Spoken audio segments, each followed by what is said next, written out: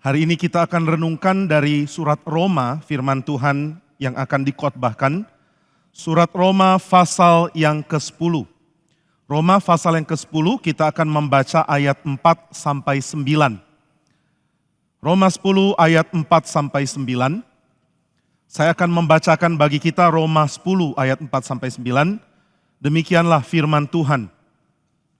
Sebab Kristus adalah kegenapan hukum Taurat, sehingga kebenaran diperoleh tiap-tiap orang yang percaya. Sebab Musa menulis tentang kebenaran karena hukum Taurat. Orang yang melakukannya akan hidup karenanya. Tetapi kebenaran karena iman berkata demikian. Jangan katakan di dalam hatimu siapakah yang akan naik ke sorga, yaitu untuk membawa Yesus turun. Atau siapakah akan turun ke jurang maut, yaitu untuk membawa Kristus naik dari antara orang mati. Tetapi apakah katanya? Ini, firman itu dekat kepadamu, yakni di dalam mulutmu dan di dalam hatimu. Itulah firman iman yang kami beritakan. Sebab jika kamu mengaku dengan mulutmu bahwa Yesus adalah Tuhan dan percaya dalam hatimu bahwa Allah telah membangkitkan dia dari antara orang mati, maka kamu akan diselamatkan. Saudara sekalian, mari kita sama-sama berdoa. Bapa di surga, kami bersyukur sebab Tuhanlah yang menciptakan kami dan Tuhan jugalah yang menciptakan ulang kami di dalam Kristus.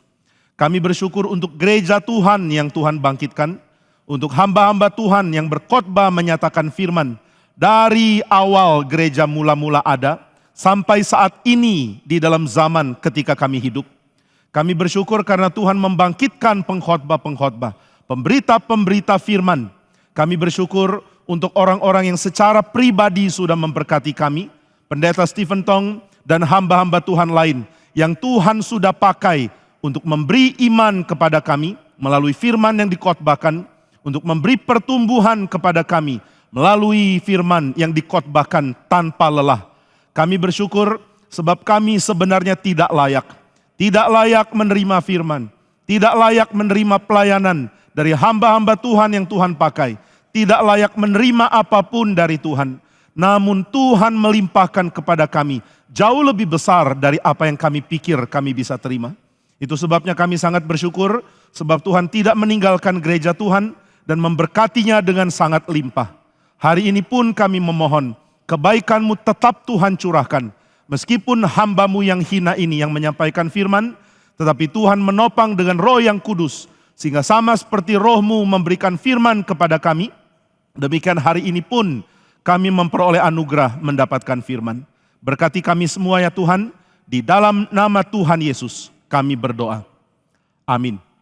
Saudara sekalian, kitab Roma bisa ditafsirkan dari berbagai sudut pandang, tapi salah satu sudut pandang yang sangat indah adalah surat ini merupakan komentari terhadap perjanjian lama. Ini merupakan sudut pandang yang sangat indah. Seluruh perjanjian lama dikomentar oleh seorang namanya Paulus. Dan dia rangkum di dalam surat yang sangat penting yang dia berikan kepada jemaat Roma. Saudara, kita seringkali tidak mengerti seberapa pentingkah tulisan yang berusaha mengkomentari hal lain yang sudah ada.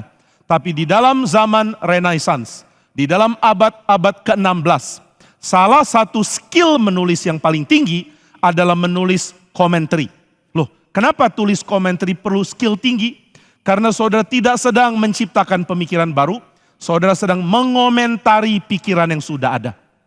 Kalau mengomentari pikiran sudah ada, lalu saudara cuma mengulangi pikiran itu, saudara punya tulisan gagal.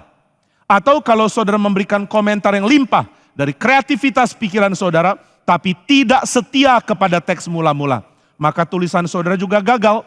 Itu sebabnya John Calvin, sebelum dia jadi hamba Tuhan, dia mengaku sebelum dia direndahkan oleh Tuhan dan jadi hamba Tuhan, dia orang yang sombong.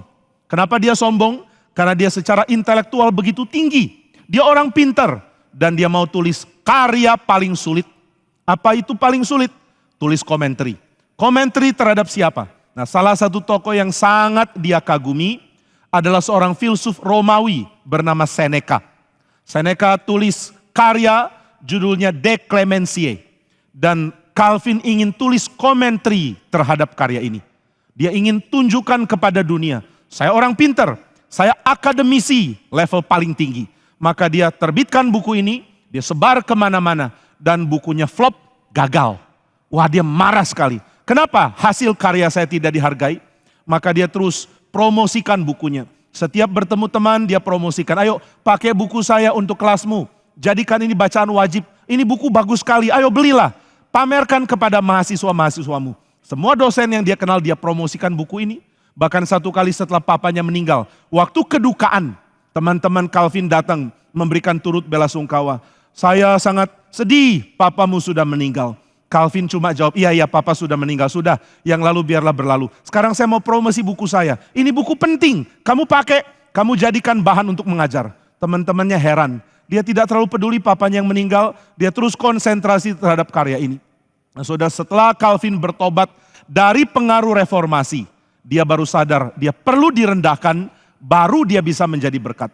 Maka setelah karya pertama ini gagal, dia mulai berpikir ulang tentang panggilannya menjadi akademisi. Namun komentari adalah karya penting. Saudara, banyak orang mengatakan komentator itu kan orang-orang yang jelek ya. Kalau ada permainan sepak bola, ada orang cuma bisa jadi komentator. Mengatakan harusnya pemain ini lari lebih cepat. Itu kan orang tidak mengerti sepak bola, cuma bisa komentar. Tapi saudara, saya mau balikan. Bisakah pemain sepak bola memberikan komentar? Belum tentu. Saudara lihat orang-orang hebat yang jago main bola. Lalu saudara minta mereka, sudah selesai pertandingan, duduk di sebuah ruangan, lihat tayangan ulang, lalu ayo komentari, kasih komentar terhadap pertandingan. Dia bisa nggak bisa ngomong. Menjadi komentator itu perlu skill. Tetapi di dalam kitab suci, surat Roma adalah komentator paling indah, paling ringkas, paling padat tentang seluruh perjanjian lama.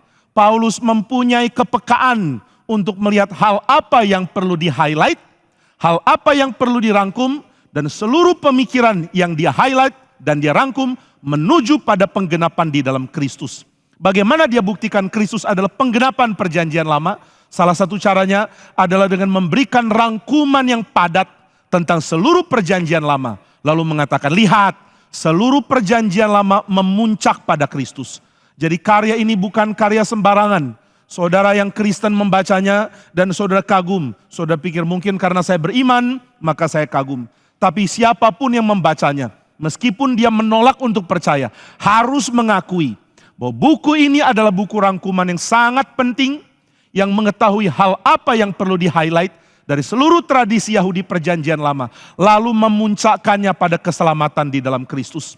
Keselamatan bagi Israel, keselamatan bagi bangsa-bangsa, dan keselamatan di dalam Kristus. Dibagikan Paulus bukan dari hal yang lepas dari tradisi perjanjian lama, melainkan dari hal yang merangkum seluruh perjanjian lama.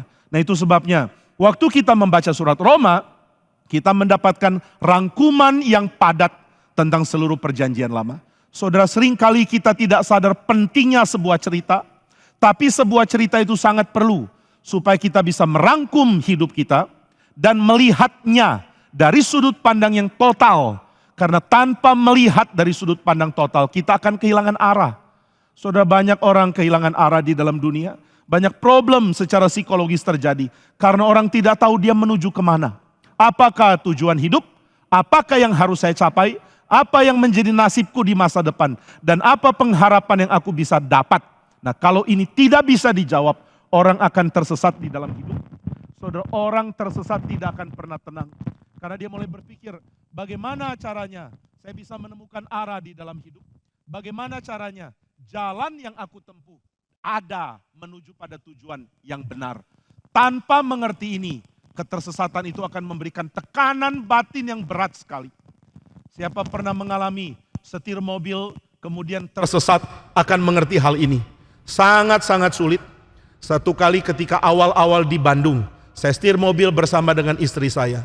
Lalu istri saya tanya, kamu tahu jalan? Saya bilang, tahu, saya masih ingat jalan ke tempat yang kami akan tuju. Pokoknya jalannya seperti ini. Nanti sebentar lagi belok kiri, lalu terus sebentar lagi nanti akan putar balik. Lalu terus jalan. Saya melihat lingkungannya kok makin lama makin asing.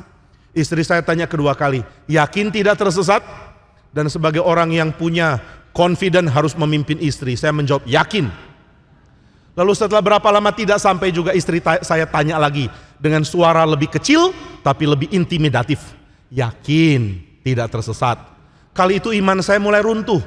Saya mulai mengatakan, mungkin tidak tersesat, sepertinya tidak tersesat, sepertinya. Lama-lama saya sadar kita memang tersesat. Maka saya mengatakan, kita berhenti di sana, kamu tolong tanya jalan ya. Wah, sudah tersesat.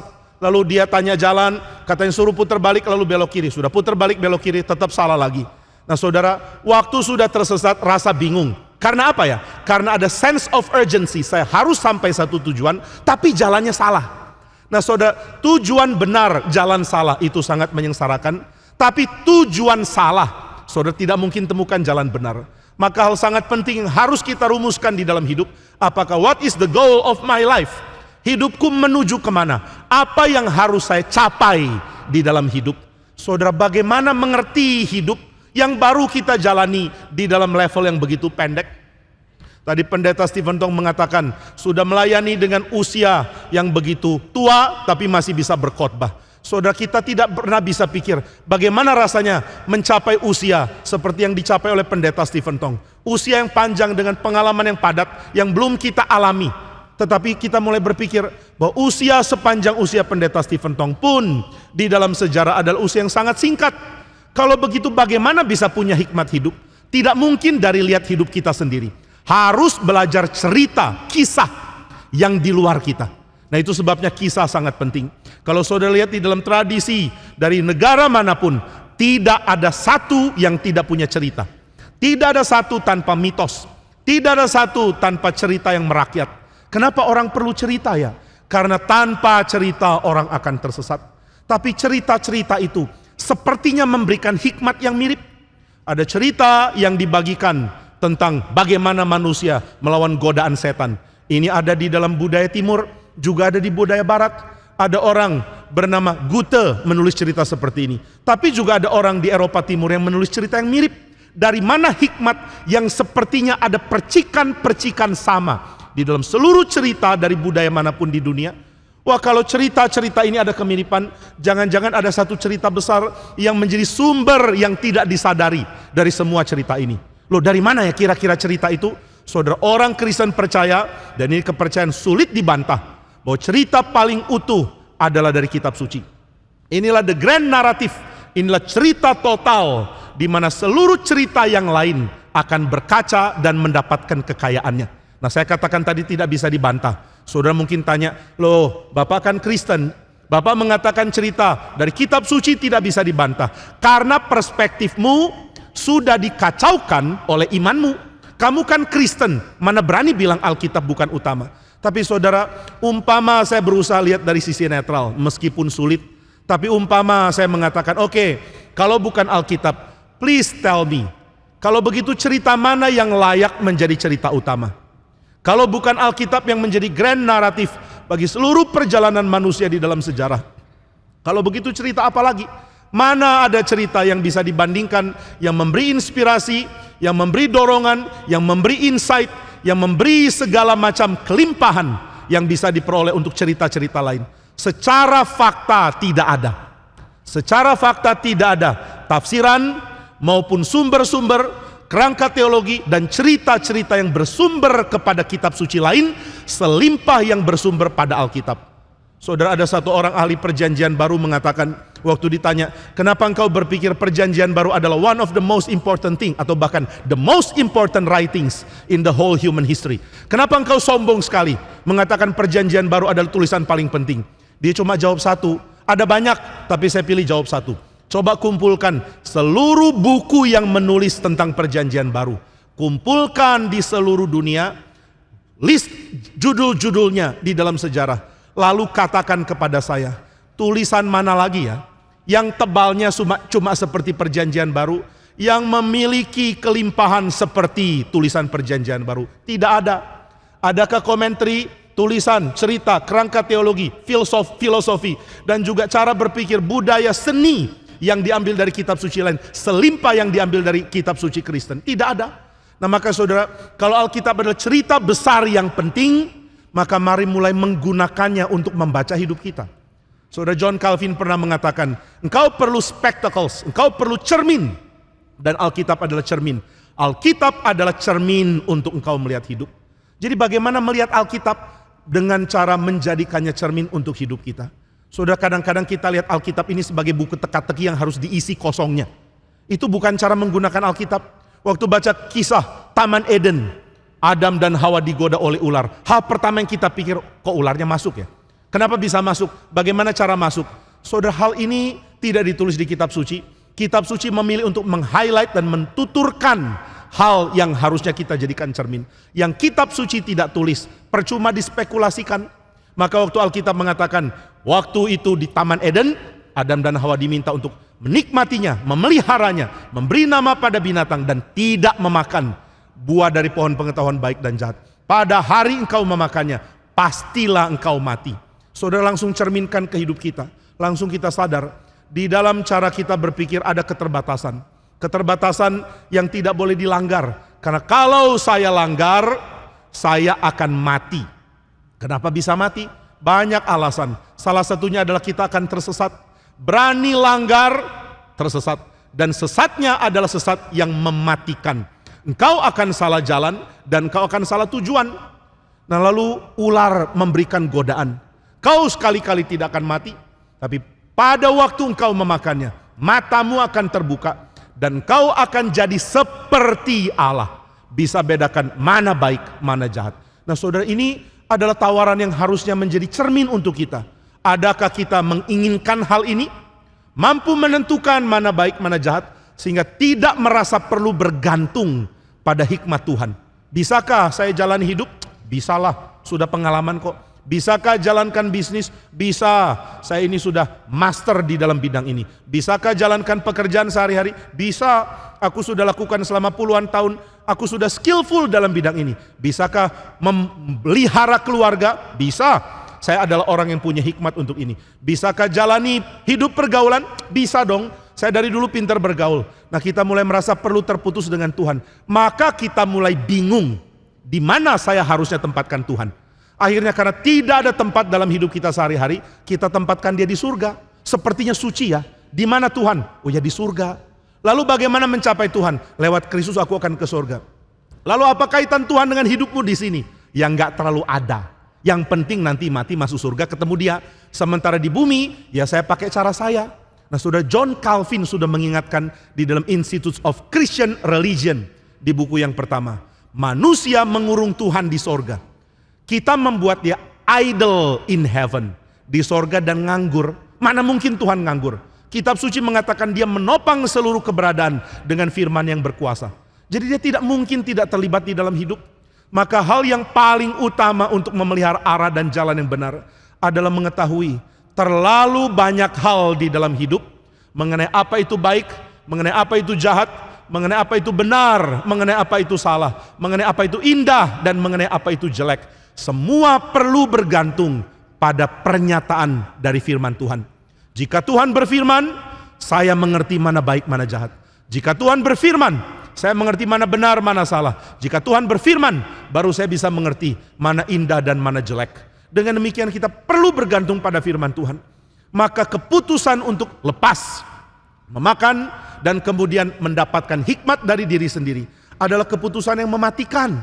Saya mati karena saya tidak tahu arah. Saya mati karena saya tidak tahu jalan. Nah, itu sebabnya cerita Alkitab penuh dengan contoh ketersesatan.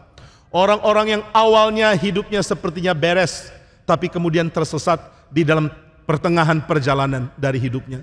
Namun ada cerita-cerita yang unik. Ada orang yang sepertinya tersesat, ternyata tidak. Ada orang seperti Abraham, mendadak memutuskan, saya mau tinggalkan rumah papa, lalu pergi ke daerah yang ditunjukkan oleh Tuhan. Saya yakin banyak orang di dalam rumah tangga Abraham mulai bertanya, kita mau kemana ya Pak? Pokoknya kita berjalan ke arah barat, kemudian ke arah selatan. Nanti ada tanah yang ditunjuk oleh Tuhan. Oh begitu ya. Lalu kita mau ngapain di sana? Belum tahu. Menetap di mana? Belum pikir. Nanti akan lakukan apa? Juga belum tahu. Pokoknya jalan dulu. Lalu berjalan sampai di tanah yang ditunjukkan oleh Tuhan. Ada kelaparan. Bayangkan ya. Sampai di tujuan, kalau sudah jadi Abraham, lalu lihat ada tulang belulang sapi. Kemudian orang tanya, ini kenapa sapi mati? Oh ternyata sapinya lapar. Wah celaka, kok ada kelaparan ya? Lalu tanya orang-orang di situ, apa yang terjadi? Maaf Pak, di daerah ini panen gagal, jangan kesinilah, lebih baik cari tempat lain. Saudara ini kan tersesat. Kamu kenapa pergi ke sini? Tuhan yang suruh. Kenapa Tuhan suruh ya? Ya nggak tahu, dia yang suruh kok. Jadi Abraham tersesat? Tidak. Kenapa tidak? Karena dia menjalankan apa yang Tuhan mau. Waktu dia mulai putuskan sendiri, wah jangan di tanah ini kelaparan. Dia pergi ke Mesir. Justru kekacauan mulai terjadi. Dan setelah kacau, hampir istrinya diambil oleh Firaun. Tapi Tuhan mengintervensi. Dia kembali lagi ke Kanaan dan dia mendirikan mezbah. Dia mengatakan, Tuhan aku memujimu, aku mau taat kepadamu. Jadi saudara, dalam pandangan orang dunia Abraham sedang tersesat. Pikiranmu di mana sih? Kenapa tidak cari tempat yang bagus? Kenapa pilih tempat ini? Tapi Abraham bilang, Tuhan yang tuntun. Apakah kamu tidak khawatir? Tidak. Kenapa tidak? Karena Tuhan menuntun saya di jalan yang benar. Inilah jalan yang benar. Jalan begini kok jalan benar. Sepertinya sempit, sepertinya begitu kecil. Tapi Abraham mengerti perkataan, ada jalan yang disangka orang memberikan hidup, tapi ujungnya menuju maut. Tapi ada jalan yang sempit, tapi karena Tuhan yang tuntun, adalah jalan yang menuju kehidupan. Nah Abraham menjalani hidup yang beres, yang tepat, yang mengikuti Tuhan. Tapi dalam pandangan dunia seperti tersesat. Nah maka ada banyak cerita di dalam kitab suci mulai mengoreksi kita. Apakah saya sudah mengerti bagaimana hidup? Apakah saya sudah punya tujuan yang saya jalani di dalam jalan yang benar? Ataukah saya sedang tersesat? Hidup tersesat adalah hidup yang memberikan segala beban yang perlu dipuaskan oleh hawa nafsu dunia. Nah ini yang menjadi lingkaran setan. Saya rasa hidup tidak nyaman, tertekan, cari hiburan, carilah pelampiasan, carilah hawa nafsu dipuaskan, carilah kekayaan, carilah segala hal untuk bikin batinmu tenang. Kenapa batinnya tidak tenang? Karena saya rasa saya tidak tahu harus kemana. Saya rasa saya terhilang, saya tidak tahu menuju kemana. Lalu saya berusaha untuk meredam, mematikan dengan seperti suntikan anti nyeri. Supaya saya tidak harus merasakan segala penderitaan yang saya alami. Banyak orang menjadi budak dari alkohol. Satu orang mempunyai cerita yang pahit sekali. Dia ditanya, bagaimana pengalamanmu masa kecil? Dia mengatakan, pengalaman saya masa kecil sangat-sangat menderita. Saya punya mama yang baik, tapi punya papa alkoholik. Papa habiskan uang untuk beli minum. Semua uang yang didapat pelan-pelan digerogoti. Kami orang miskin dan kami banyak hutang. Tapi papa tidak peduli, dia cuma tahu beli minum dan kemudian mabok.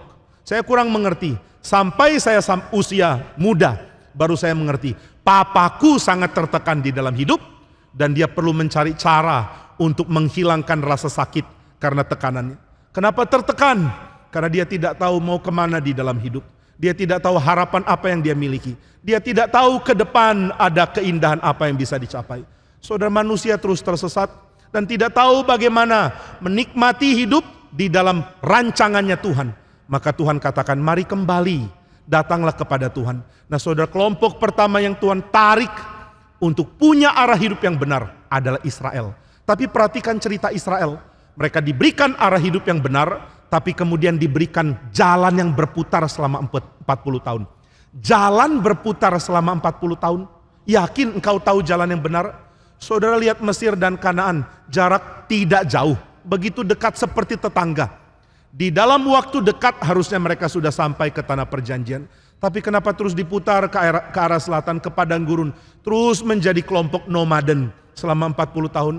Jawabannya adalah karena Tuhan tuntun mereka ke situ. Jadi mereka ini umat yang sudah tahu jalan? Sudah. Kenapa jalannya seperti ini? Karena Tuhan yang tuntun. Jalan berliku, namun Tuhan hadir. Jalan penantian, tapi menanti bersama dengan Tuhan. Nah inilah yang Tuhan percayakan untuk dimiliki Israel. Maka Tuhan memberikan firman melalui Musa. Di dalam Ulangan yang ke-30. Di dalam perkataan Musa, Musa mengatakan, engkau adalah milik Tuhan. Pilihlah jalan yang hidup, taatilah jalannya Tuhan. Jalani jalan yang Tuhan ingin engkau lalui. Nah ini perkataan berkali-kali Musa katakan, jalanilah jalan yang Tuhan ingin. Ikut dia, jangan ikut yang lain. Nah di dalam pasal yang ke-30, Musa memberikan alasan, kenapa ikut Tuhan itu menyenangkan? Apa tanda saya sudah ikut Tuhan dan mengapa itu menyenangkan? Jawabannya adalah tanda engkau ikut Tuhan dan mengapa ikut Tuhan menyenangkan adalah karena ada firman. Tuhan memberi firman, maka engkau ada di jalan yang benar. Itu sebabnya Musa mengatakan, engkau tidak perlu tanya bagaimana dapat hikmat yang paling besar. Nah saudara, di zaman dulu, pada zaman ketika Musa hidup, banyak orang percaya bahwa pikiran paling tinggi, paling hebat, dan paling jernih itu tidak mungkin ada di manusia. Jadi kalau saudara mau cari guru, siapa guru yang bisa berikan aku hikmat untuk jalani hidup? Orang-orang akan mengatakan, orang yang bisa punya hikmat sangat sedikit. Tapi itu pun bukan hikmat paling utama. Dari mana hikmat paling utama? Wah, kalau mau punya hikmat paling utama, dia mesti pernah ke tempat paling tinggi, tempat dewa-dewa tinggal. Di situ ada hikmat tentang apa yang menjadi pencapaian paling tinggi. Lalu dia juga harus pernah ke dunia orang mati di bawah. Kenapa perlu ke dunia orang mati? Supaya dia tahu kengerian apa yang ada di dunia orang mati, sehingga dia sangat hati-hati dalam hidup, supaya dia tidak masuk ke dalam dunia orang mati. Jadi pernah ke atas, pernah ke bawah, pernah ke dunia orang mati, pernah ke sorga, baru bisa punya hikmat. Lalu orang tanya, siapa yang pernah seperti itu? Yang gak ada. Siapa pernah ke sorga, lalu ke neraka, kemudian ke bumi? Kalau ada yang mengaku pernah, itu bohong. Loh, kalau begitu tidak ada orang pernah ke sorga, pernah ke neraka dan hidup? Gak ada. Loh, terus saya dapat hikmat dari mana? Yang gak bisa. Hikmatnya mentok sampai batas manusia di bumi bisa ketahui. Jadi ya selamat, kamu cuma bisa dapat hikmat yang mediocre, yang hanya di dalam level tengah. Ada yang paling tinggi, gak bisa dicapai. Ada yang paling bagus, tidak bisa dicapai. Wah, sedih ya. Orang yang ingin hikmat, mau tahu, saya tidak mau sampai pada batas yang saya tahu. Saya ingin dapat guru lebih bagus lagi. Saya ingin dapat pemikiran lebih tinggi lagi. Saudara, ada orang-orang di bumi sangat ingin dapat pelajaran bagus. Cari guru yang terbaik. Di mana ada guru terbaik, saya mau di situ. Saya mau ikut dia. Ini merupakan cara berpikir yang sangat baik. Waktu ditanya, mau kuliah kemana? Lalu orang menjawab, saya mau kuliah di tempat ini. Ditanya, kenapa? Oh, katanya tempatnya bagus. Saudara, tempat itu nggak ada arti. Orang di dalamnya yang ada arti. Maka kalau ditanya, mau kuliah di mana? Orang bijak akan menjawab, saya mau kuliah di tempat ini. Kenapa? Karena ada tokoh ini di sini. Karena ada profesor ini. Atau karena hamba Tuhan ini melayani, mengajar di situ. Itu baru benar. Nah saudara, di Wittenberg ketika Luther mengajar, semua orang mau dengar dia mengajar.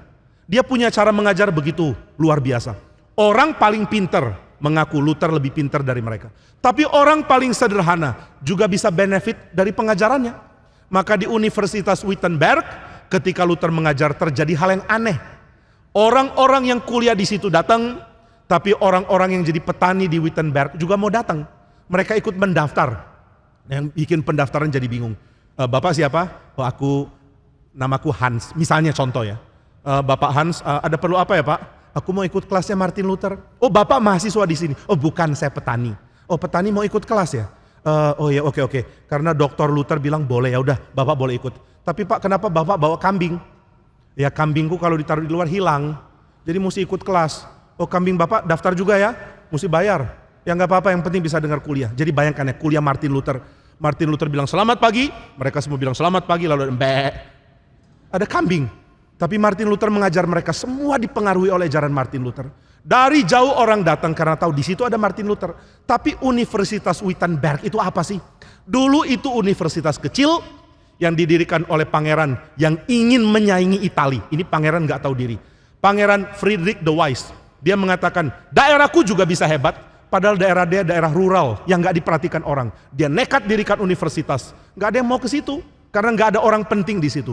Tapi kemudian Martin Luther muncul, namanya jadi populer. Semua mau pergi ke Wittenberg. Kenapa ya? Karena ingin dapat pelajaran dari Martin Luther. Sudah satu kali Martin Luther menemukan ada seorang ahli bahasa Yunani, namanya Philip Melanchthon. Dia kagum sekali. Luther ini orang yang sangat rendah hati. Dia lihat orang pintar, dia langsung ingin orbitkan orang pintar itu. Dia mengatakan, Philip, ayo mengajar di Wittenberg, saya akan jadikan kamu pengajar utama. Tapi Philip Melanchthon ini ahli Yunani, jadi dia buka kelas bahasa Yunani. Tapi Martin Luther mengatakan, ini orang pintar, yang dengar harus banyak. Jadi jangan pakai ruang kelas, pakai aula tempat saya mengajar untuk Melanchthon mengajar. Semua orang bingung, loh Pak Luther, Melanchthon mengajar apa? Bahasa Yunani. Bahasa Yunani mana populer? Tapi gara-gara Luther promo terus, saudara dengarlah Melanchthon, penting sekali. Akhirnya semua mendaftar, termasuk petani bawa kambing tadi. Lalu mereka masuk kelas Yunani, mereka bingung setengah mati. Apa ini kelas Yunani? Alfa, beta, gamma terus mereka pusing. Nah saudara, orang cari Wittenberg, mau cari guru yang baik. Orang dulu waktu mau dapat hikmat mereka tanya, mana guru paling hebat? Mana guru paling penting? Wah, nggak ada yang bisa sempurna pemikirannya. Aku mau dapat yang sempurna. Mesti cari orang yang pernah ke sorga, yang pernah ke dunia orang mati, lalu mengajar kamu. Nah itu baru dapat hikmat yang paling tinggi. Tapi nggak ada.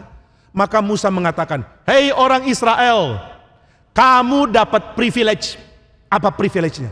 Kamu dapat hikmat yang bisa diperoleh dari sorga, diberikan ke tengah-tengah kamu.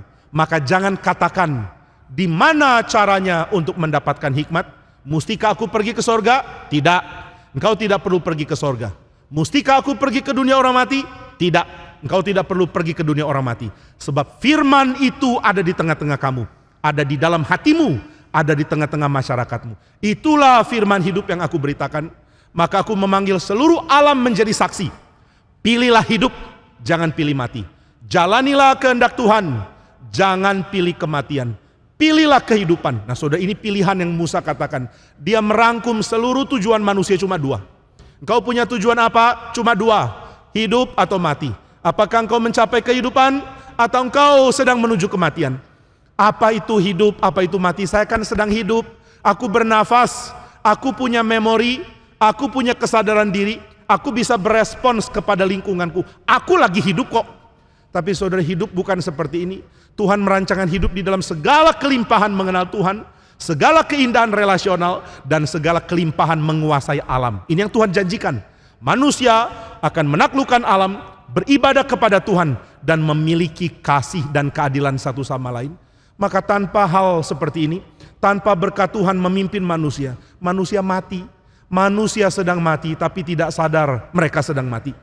Maka Musa mengatakan, firman yang memberi hidup ada di tengah-tengah kamu. Tidak perlu cari ke sorga, tidak perlu cari ke neraka. Nah saudara, Paulus memberikan komentar yang luar biasa. Paulus mengatakan, waktu Musa bilang tidak perlu ke sorga, tidak perlu ke dunia orang mati. Kenapa Musa bilang tidak perlu? Karena Musa sudah lihat ke depan. Akan ada penggenap hukum Taurat, yaitu Kristus. Yang datang dari sorga dan yang pernah ke dunia orang mati. Siapa bisa mengajar manusia? Hanya Kristus. Kenapa hanya Kristus? Karena hanya dia yang berasal dari sorga. Dan hanya dia yang pernah ke dunia orang mati. Dan dia dari sorga ada di bumi. Dia ada di bumi lalu dia mati. Namun pada hari ketiga dia bangkit. Dan dia sekarang ada di sorga kembali. Dia mencurahkan hikmatnya melalui rohnya yang kudus kepada manusia. Maka Paulus mengatakan, Musa melihat ke depan dan Kristus menggenapi apa yang Musa nubuatkan. Engkau dapat hikmat tentang hidup bukan dari ajaran manusia, melainkan dari Kristus yang pernah ada di sorga dan yang sekarang ada di surga kembali. Dia pernah ada di dunia orang mati dan dia memberikan firman kepada engkau. Nah dari sini orang-orang Kristen harusnya mendapatkan hikmat bahwa saya diarahkan untuk hidup. Nah itu sebabnya di dalam ayat yang keempat Paulus mengatakan Kristus adalah kegenapan hukum Taurat sehingga kebenaran diperoleh tiap-tiap orang yang percaya. Semua dapat kebenaran. Kebenaran itu apa ya? Kebenaran adalah keadaan orang yang diberikan status menjadi milik Tuhan oleh karena ada pembenaran dari Sang Raja yaitu Kristus. Hanya karena Kristus memberikan kebenarannya, maka orang-orang itu akan diperhitungkan sebagai orang benar. So ini cara berpikir yang bukan pertama-tama dimiliki oleh Paulus. Ini cara berpikir yang sudah dimiliki di dalam perjanjian lama. Di dalam perjanjian lama Tuhan mengingatkan orang Israel yang secara jasmani Israel tidak tentu selamat. Di antara orang Israel banyak yang menyembah berhala, banyak yang melakukan tindakan tidak adil, banyak yang menyerah kepada hawa nafsu. Tapi akan ada kaum sisa, remnant, di mana mereka tetap mencari Tuhan. Di tengah dunia yang cari berhala, mereka tetap cari Tuhan. Di tengah dunia yang dihancurkan oleh hawa nafsu, mereka tetap cari kesucian di hadapan Tuhan. Inilah orang-orang yang dibenarkan oleh Tuhan. Bagaimana mereka dibenarkan? Mereka bukan dibenarkan karena mereka mampu menjalankan kehidupan yang baik. Sebaliknya mereka dibenarkan karena Tuhan memperhitungkannya kepada mereka. Mereka lah anak-anak Abraham. Siapa Abraham? Orang yang Tuhan nyatakan benar karena Tuhan yang menyatakannya. Abraham dibenarkan karena dia percaya kepada janji Allah. Nah maka saudara, di dalam Kristus ada kegenapan hukum Taurat, di mana di dalam Kristus orang-orang mendapatkan pembenaran dari Kristus. Nah itulah kita, saudara dan saya adalah orang yang punya modal untuk tidak tersesat, karena memulai perjalanan hidup rohani di dalam kebenaran Kristus. Maka jangan sia-siakan hal ini. Sudah jadi orang yang dibenarkan di dalam Kristus, saudara mempunyai kemungkinan di dalam pimpinan Tuhan menjalankan kehidupan yang tuntas di dalam arah yang benar. Maka menjadi benar adalah hal paling penting di dalam berespons kepada Tuhan. Sudahkah engkau jadi orang benar? Apa itu benar? Benar berarti saya mulai melihat diri saya dipreteli dari segala cover, segala identitas, segala hal yang diperhitungkan dunia kepada saya. Saya tidak mau lihat itu. Dunia melihat saya orang pintar atau orang bodoh, terserah, aku tidak mau jadikan itu bagian dari identitas saya. Dunia melihat saya sebagai orang penting atau tidak, terserah, saya tidak mau jadikan itu bagian dari identitas saya. Lalu identitasmu diperoleh dari mana? Saudara, di dalam pengertian pembenaran, kebenaran, righteousness, bahasa Yunani adalah dikaiosine, itu ada kata dasar dike. Ini kata dasar unik sekali. Kata dasar ini bisa diterjemahkan adil. Namun pengertian adilnya lebih dari yang kita pikir di dalam courtroom setting pengadilan. Apa yang dimaksud adil? Adil adalah saudara mulai menilai manusia setelah dia dihabiskan, ditarik keluar dari segala kepalsuan yang membuat dia salah dinilai. Saudara dan saya gampang salah menilai orang. Lihat orang pakai jubah bagus langsung hormat. Lihat orang pakai pakaian kurang bagus langsung hina. Saudara, satu kali saya ada di lift dari GRI Karawaci mau naik ke lantai 3 karena ada acara pertemuan dengan pengurus. Di lift itu ada satu jemaat, kemudian kami naik lift itu sama-sama. Jemaat itu tanya sama saya, "Selamat siang Pak, sudah berapa lama di GRI Karawaci?" Saya bingung, saya dari 2023 saya jawab. Jadi kira-kira sudah ya 2 tahun lebih. Oh 2 tahun lebih ya. Bagaimana di sini? Cocok nggak? Saya pikir-pikir, ya cocok. Dia tanya lagi, khotbahnya bagaimana khotbahnya? Kan saya yang khotbah. Terus ya lumayan lah, nggak jelek-jelek amat. Oh begitu ya. Bapak kerjanya apa? Dia tanya. Oh saya pendeta. Oh pendeta ya. Oh Pak Jimmy ya? Iya saya Pak Jimmy. Oh maaf Pak, saya nggak kenal kalau Bapak nggak pakai jas, katanya begitu. Jadi begitu jas saya dibuka langsung jadi orang biasa. Mirip Superman ya. Begitu pakai kacamata jadi Clark Kent. Jas dibuka, oh jadi jemaat. Jas dipakai, oh pendeta. Nah saudara, dia bilang, oh maaf Pak, saya nggak tahu, Bapak ternyata pendeta bukan jemaat. Saya bilang, ya saya jemaat juga lah, saya ditebus oleh Kristus sama seperti engkau. Nah saudara, baru lihat saya lepas jas, langsung orang tidak lihat bahwa ada orang yang jadi pendeta di situ. Menjadi pendeta atau bukan hal yang akan membawa wibawa kita menjadi lebih tinggi dari orang Kristen lain tentunya. Namun orang akan lihat, karena pakai jas, ini pasti orang penting. Kalau lepas jas, ini pasti orang biasa. Nah kita terbiasa mendapatkan penilaian atau bahkan menilai orang seperti itu. Nah di dalam konsep dike dari bahasa Yunani, saya berusaha adil. Bagaimana adil? Dengan cara saya copot semua orang dari jasnya. Dari segala hal yang bisa bikin saya salah nilai. Lalu menilai dia di dalam kemanusiaan aslinya. Jadi bagaimana menilai orang? Nilai dia dari siapa dia. Yang bukan polesan. Yang bukan penilaian yang bias. Nilai dia di dalam penilaian sejati, seasli-aslinya. Tapi kalau kita tanya sejati dan seasli-aslinya itu apa sih? Oh manusia ini baik. Kenapa baik? Karena inilah dia sesejati-sejatinya dan seasli-aslinya. Ini sulit. Maka di dalam tradisi stoik, tradisi filsafat setelah Yunani ya, setelah klasik masuk dalam stoik. Filsafat Yunani ada zaman pre-Sokratik, ada zaman klasik, setelah itu ada zaman Helenistik. Nah salah satu yang populer di dalam tradisi Helenistik adalah ajaran stoik. Dan salah satu hal penting yang dibagikan di dalam stoicisme adalah saudara tidak akan pernah bisa menilai orang sampai orang itu masuk ke dalam keadaan krisis. Ada orang bilang, saya berani. Ya dia berani karena suasana netral. Begitu suasana mencekam, apakah dia masih berani? Ada orang mengatakan, saya ini orangnya tangguh. Ya tangguh karena tidak ada apa-apa yang perlu dipikul. Kalau dia perlu pikul beban hidup yang berat, masihkah dia tangguh? Saya ini orangnya bijak. Bijak karena kamu ambil keputusan di dalam suasana netral. Di tengah suasana perang yang berkecamuk, masihkah engkau bisa netral dan bijak mengambil keputusan? Maka stoicisme menambahkan konteks untuk menilai manusia. Kamu orang baik, coba saya lihat, Kalau kamu kurang makan, kamu kurang uang, kamu kepepet harus dapat uang. Masihkah kamu baik? Kamu orang jujur. Jika kamu terdesak, masihkah kamu jujur? Kamu orang yang sangat-sangat nurut peraturan. Coba kasih jabatan. Sudah jadi pemimpin politik, sudah jadi posisi paling tinggi. Masihkah taat peraturan? Coba lihat di dalam konteks yang mendesak. Masihkah engkau setia kepada jati dirimu? Nah, maka stoicisme menekankan bahwa manusia tidak bisa percaya pada jati dirinya di dalam keadaan stabil. Di dalam kondisi netral, orang tidak bisa dibaca. Nah, kalau begitu siapa kita ya? Alkitab mengatakan kalau engkau preteli manusia dari segala covernya, engkau hanya akan menemukan dosa dan maut. Nah, ini dari kitab suci. Aslinya saya adalah dosa dan maut. Kalau begitu kata decay, kalau diterapkan kepada manusia akan membuat semua manusia mati. Semua manusia sudah berdosa dan sudah kehilangan kemuliaan Allah. Begitu kita dicopot dari kemuliaan palsu kita. Kita dilepas dari segala pangkat yang dipandang hebat oleh dunia. Langsung kelihatan palsunya kita, bohongnya kita, cemarnya kita, kotornya kita. Maka Alkitab mengatakan adil dan benar adalah engkau dimurkai oleh Tuhan. Gak ada cara lain. Saudara bilang saya gak jahat-jahat amat. Ya saudara tidak jahat karena situasi tidak mendesak engkau jadi jahat. Ada orang mengatakan pemimpin itu jahat, kita mesti demo. Orang ini teman saya waktu kami kuliah. Saya angkatan 97.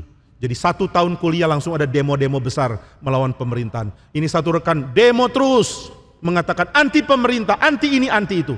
Sekarang dia sudah ada di daerah Kristen dan dia masuk Dewan Perwakilan Rakyat Daerah. Dan saya dengar dia sangat jahat, korupsi dan ambil uang dengan cara tidak layak. Saya sangat sedih sekali. Dulu dia teriak-teriak anti korupsi kepada pemimpin. Sekarang dia jadi orang yang mewakili rakyat. Ada di dalam posisi pemerintahan untuk menjadi penyeimbang pemerintah daerah. Dan dia korup, dia menjadi jahat. Kasih kedudukan dan ternyata dia jatuh.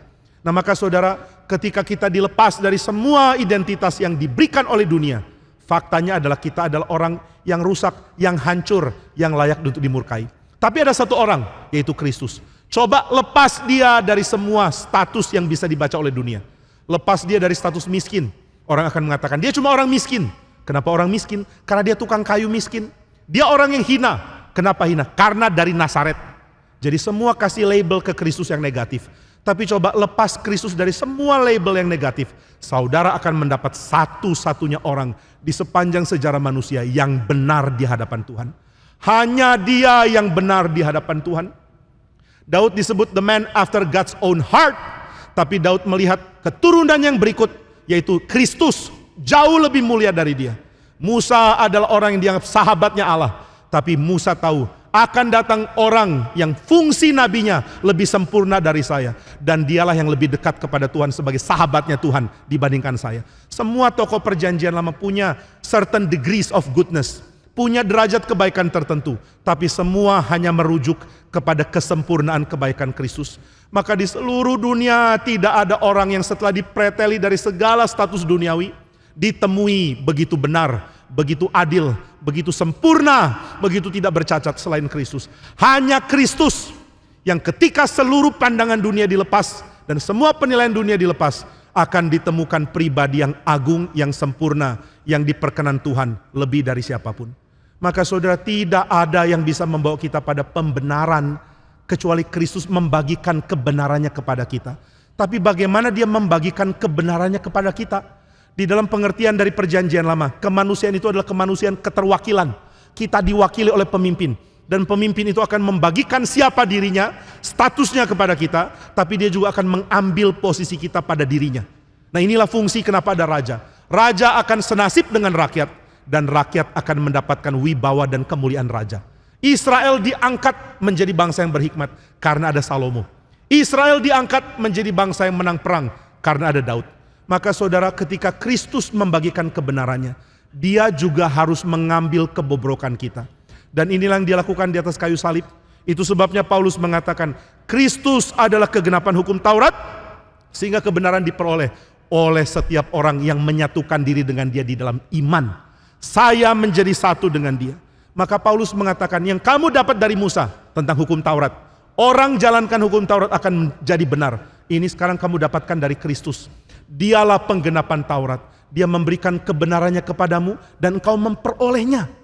Bukan karena jasamu, tapi engkau menjadi bagian dari Kristus. Nah maka bagaimana supaya saya jadi bagian dari Kristus? Kau tidak perlu cari dia di sorga. Kau tidak perlu cari dia di dunia orang mati. Karena dia diberikan kepadamu by the grace of God, dari anugerah Tuhan melalui kehadiran Roh Kudus di dalam hidup saudara. Roh Kudus membawa Kristus hadir sehingga saya satu dengan dia. Saudara sekalian, hal terbaik yang bisa terjadi dalam hidup saudara adalah engkau disatukan dengan Kristus. Tidak ada lain lebih baik dari ini. Engkau bisa dapat promosi di sekolah, dapat kedudukan tinggi di kantor, dapat bisnis deal yang hebat di dalam dunia bisnis. Tidak satu pun bisa sebanding dengan engkau dijadikan satu dengan Kristus. Banyak orang menyadari ini dan mereka kalau harus pilih antara apa yang dunia tawarkan dengan apa yang ada di dalam Kristus, mereka akan pilih Kristus. Saya pilih Kristus, bukan dunia. Demikian dikatakan oleh lagu himne Kristen. I'd rather have Jesus than all the wealth in this world. Nah maka saudara sekalian, Paulus mengatakan engkau tidak perlu cari ke sorga, kau tidak perlu cari ke dunia orang mati. Ini diberikan kepadamu karena kegenapan hukum Taurat adalah Kristus. Lalu dikatakan di dalam ayat yang ke-8, firman dekat padamu, yakni dalam mulutmu dan di dalam hatimu. Ini adalah kutipan dari Ulangan 30 juga. Di mana firman itu? Di mulutmu. Oh, aku boleh memperkatakannya? Ya. Di mana firman itu? Di hatimu. Oh, aku boleh dibentuk olehnya? Ya. Engkau boleh dibentuk oleh firman di dalam hati. Dan kau boleh memperkatakannya dengan mulut. Namun Paulus memberikan komentar yang bagus sekali. Ini bukan cuma tentang orang Israel belajar Taurat.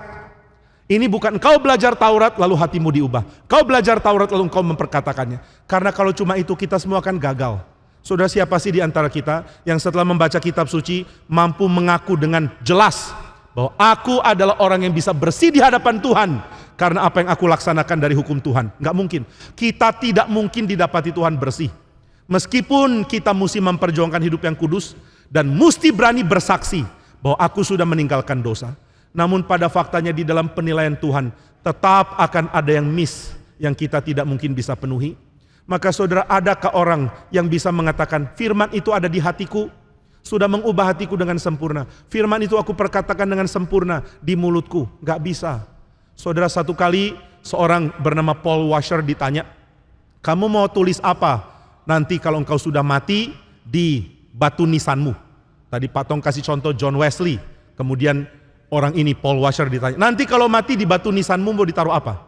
Dia bingung, tulis apa ya? Tulis saja begini, kontribusi saya terhadap kekudusan saya adalah kecemaran saya. Loh, kok begitu? Iya, tulis gitu. Lalu apa lagi? Kontribusi saya terhadap pekerjaan Tuhan adalah kelemahan saya. Saya cuma contribute my weakness. Tapi heran, Tuhan pakai my weakness to become a blessing. Heran, ini Tuhan yang kerja bukan saya. Lalu apa tadi tentang kekudusan? Saya cuma berkontribusi kecemaran saya. Karena meskipun saya pelihara hidup yang jadi saksi, meskipun saya harus menjadi saksi, dan saya harus mampu melakukannya, namun tetap akan ada hal yang luput. Di dalam doa kepada Tuhan saya selalu disadarkan ada hal yang salah.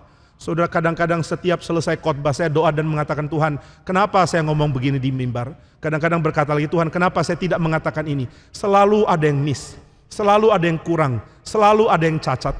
Maka kalau dikatakan, oh firman itu ada di dalam hatimu, sungguhkah hatimu bisa sempurna dibentuk oleh firman? Firman itu ada di mulut, sungguhkah penuturanmu tidak pernah ada cacat? Dari pagi sampai malam tiap-tiap hari engkau selalu mengatakan hal yang diperkenan Tuhan? Wah, nggak bisa. Tidak satu pun dari kita bisa mengafirmasi kalau firman itu ada di hati, firman itu ada di mulut dengan sempurna. Maka Paulus tahu kelemahan ini dan dia tahu bukan itu rencana Tuhan. Bukan supaya hati saudara sempurna karena saudara mempelajari firman. Bukan saudara perkataan sempurna karena mempelajari firman. Bukan. Lalu karena apa? Karena ada Kristus di dalam hatimu dan di mulutmu. Kristus di hati dan Kristus di mulut. Ini apa artinya? Jika Kristus adalah kegenapan hukum Taurat, berarti hukum Taurat di hatimu digenapi oleh Kristus di hatimu. Hukum Taurat di mulutmu digenapi dengan Kristus di mulutmu. Bagaimana Kristus ada di mulut dan ada di hati?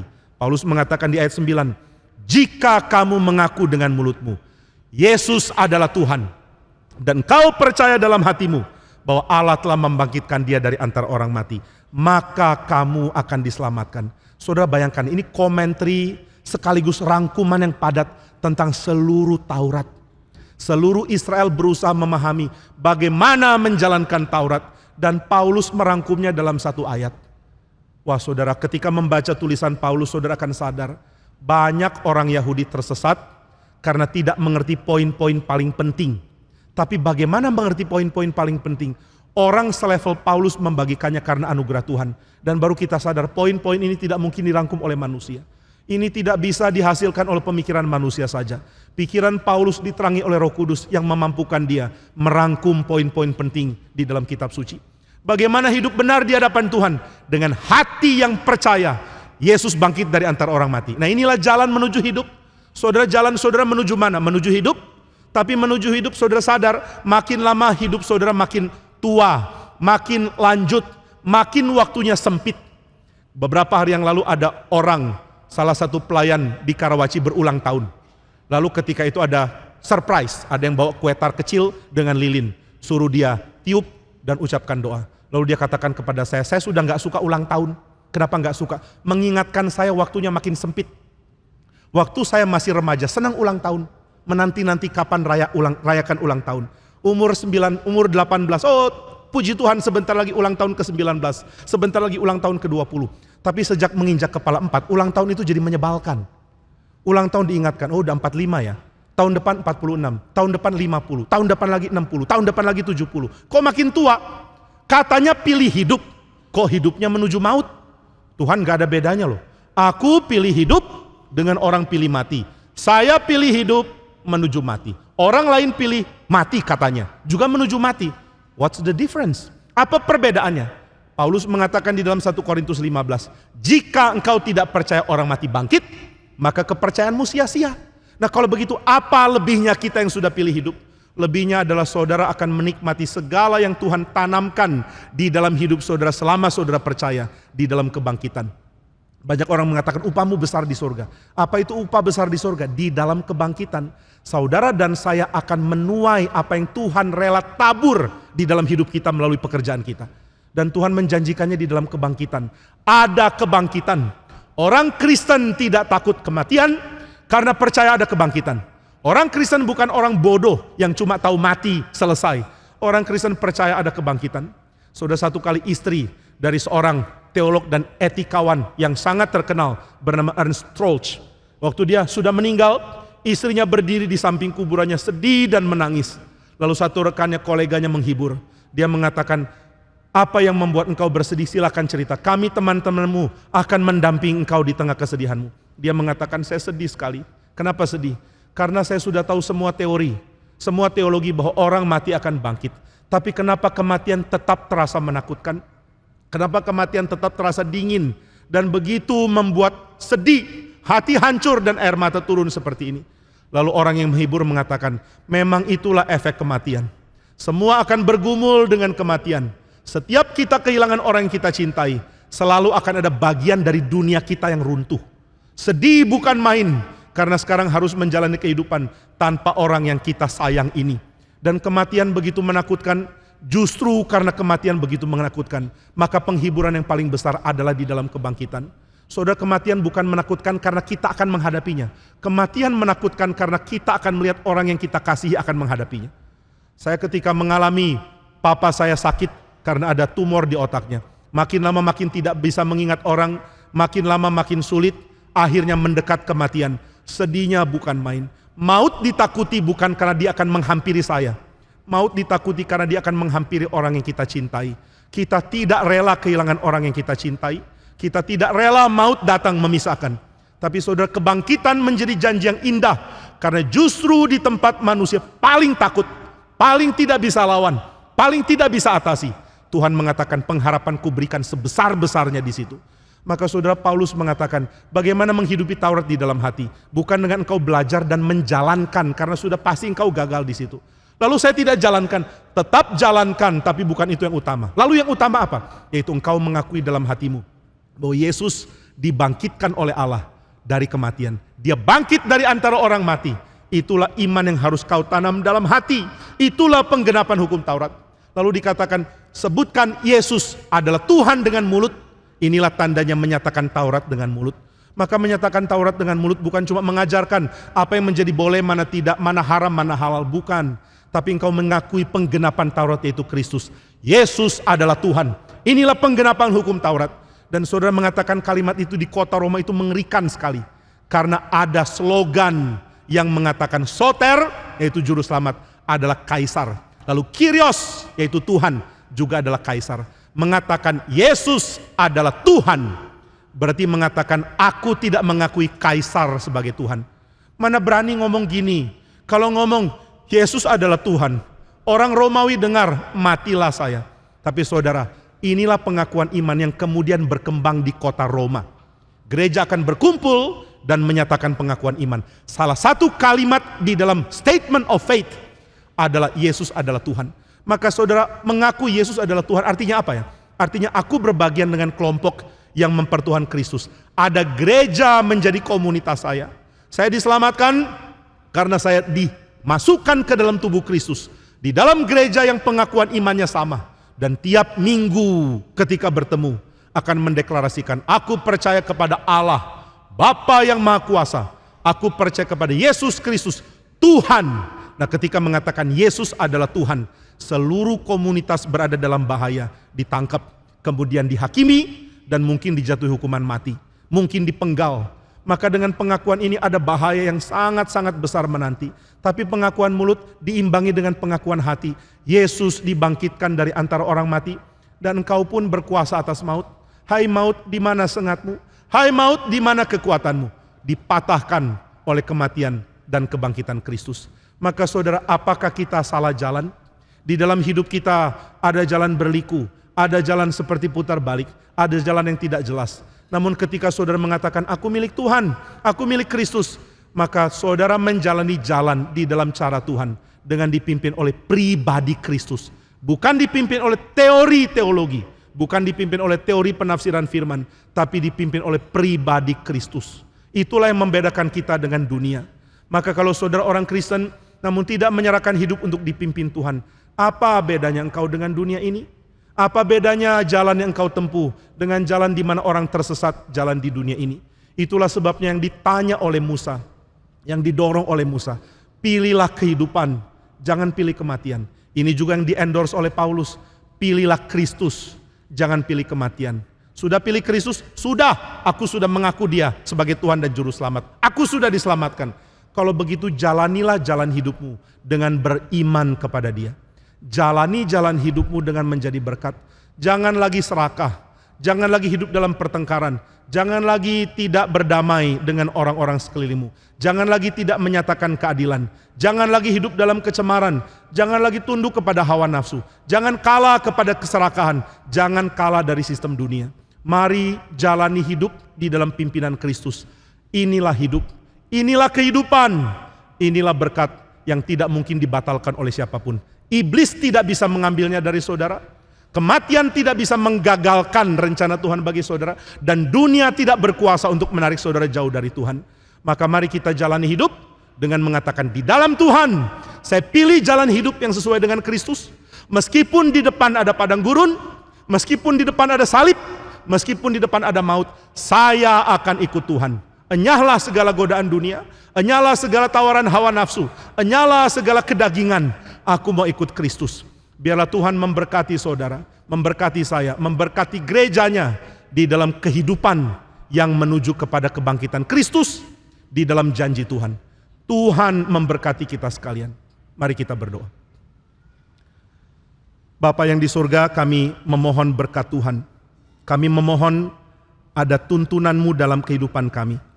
Ketika kami mau runtuhkan semua identitas palsu kami menemukan diri kami hanyalah orang berdosa yang tidak ada apa-apanya. Dan ketika Tuhan memberikan Kristus kepada kami, barulah kami sadar, di dalam dialah hidup kami dimunculkan, di dalam dialah hidup kami terpelihara. Tuhan tolong kami, sehingga kesukaan kami adalah mengikuti Kristus dan bukan hawa nafsu dunia. Tolong kami, supaya kekayaan yang kami nantikan adalah kekayaan di dalam Kristus, dan bukan kekayaan dunia. Tolong kami supaya penghiburan sejati adalah penghiburan di dalam umat-Mu karena Kristus, bukan di dalam tawaran hiburan dari dunia. Berkatilah gereja-Mu menjadi terang di tengah-tengah dunia yang lebih memilih kematian. Kiranya kehidupan yang Tuhan janjikan kepada kami bersinar di tengah-tengah dunia ini, menjadi kesaksian untuk meninggikan nama Tuhan. Di dalam nama Tuhan Yesus kami berdoa. Amin.